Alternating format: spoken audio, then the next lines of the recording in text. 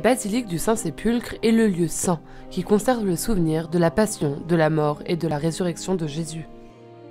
Les mosaïques de l'entrée illustrent les événements qui se sont déroulés ici le dernier jour de la vie terrestre du Christ. Les frères franciscains, avec le frère Francesco Patton, custode de Terre Sainte, le vicaire frère Daobromir Yachtal et leurs plus proches collaborateurs, commencent la liturgie par la procession au calvaire. C'est un moment émouvant au cours duquel nous nous souvenons de la déposition de Jésus de la croix et de sa mise au tombeau, comme le raconte l'évangéliste Jean.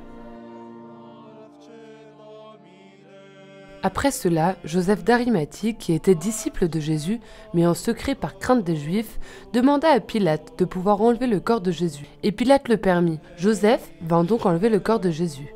Nicodème, celui qui au début était venu trouver Jésus pendant la nuit, vint lui aussi. Il apportait un mélange de myrrhe et d'aloès, pesant environ 100 livres.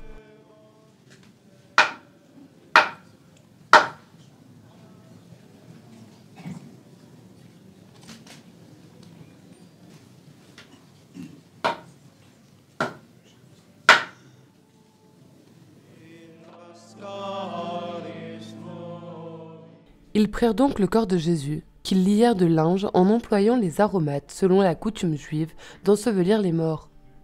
Aujourd'hui, ce geste est répété par frère Francesco Patton dans une église remplie de fidèles.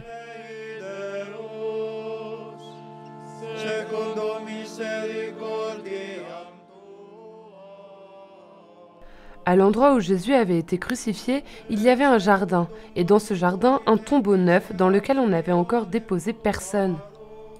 Le soir, lorsque le mystère de la crucifixion et de la mort de Jésus est contemplé, la liturgie se termine dans le silence, dans l'attente du grand Alléluia de la résurrection.